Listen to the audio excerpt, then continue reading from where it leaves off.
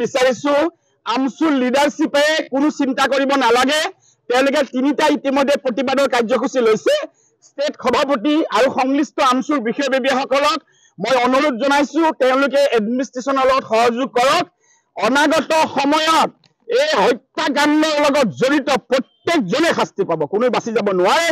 আমি ইতিমধ্যে গৃহমন্ত্ৰী ডাঙৰীয়া, পুলিচ ডিপাৰ্টমেণ্টৰ জ্যেষ্ঠ বিষয়া ডিজিপি ডাঙৰীয়া, আমাৰ আয়ুক্ত মহোদয়, সুপাৰিনটেণ্ডেণ্ট পুলিচ, আমি প্ৰত্যেকেই নজৰ ৰাখিছো।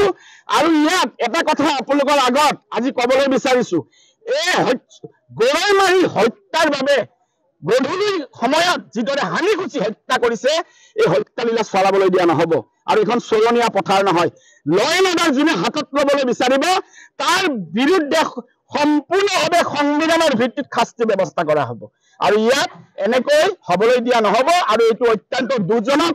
তেওঁৰ পিতৃয়ে মোৰ লগত যোগাযোগত আছে। তেওঁ এজন শিক্ষক মানুহ, তেওঁ এটা সন্তানক এনেকৈ হত্যা কৰিলে হত্যাকাৰীয়ে কিমান পলাব আৰু কিমান দূৰ যাব, পুলিচে তেওঁলোকক ঢুকি পাব।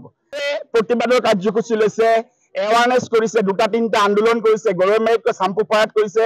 মই তেওঁলোকৰ লিডাৰশ্বিপক ধন্যবাদ জনাইছো। আমি সেইটো দিশ নাচাওঁ, আমি এইটোই দিশ চাম, যোন ইয়াৰ লগত জড়িত আছে সিয়ে শাস্তি পাব। সি যোনেই নহওক, সি যিমান ডাঙৰ মানুহ নহওক, সি যিমান ডাঙৰ মুখৰ নহওক, শাস্তি পাব। বিচাৰিছো আমচুৰ লিডাৰশ্বিপে কোনো চিন্তা কৰিব নালাগে। তেওঁলোকে তিনিটা ইতিমধ্যে প্ৰতিবাদৰ কাৰ্যসূচী লৈছে।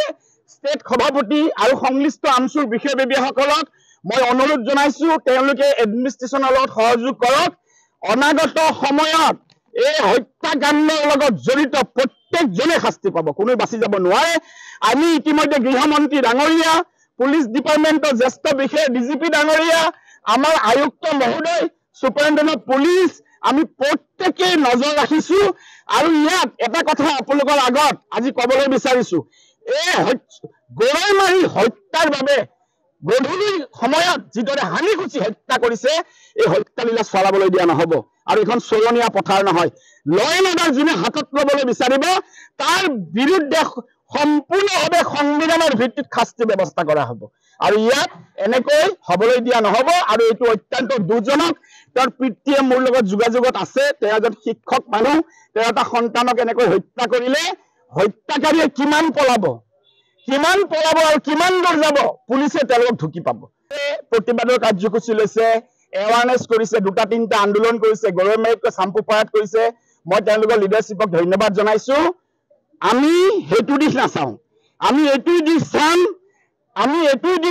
যোন ইয়াৰ লগত জড়িত আছে সিয়ে শাস্তি পাব। সি যোনেই নহওক, সি যিমান ডাঙৰ মানুহ নহওক, সি যিমান ডাঙৰ মুখৰ নহওক, শাস্তি পাব।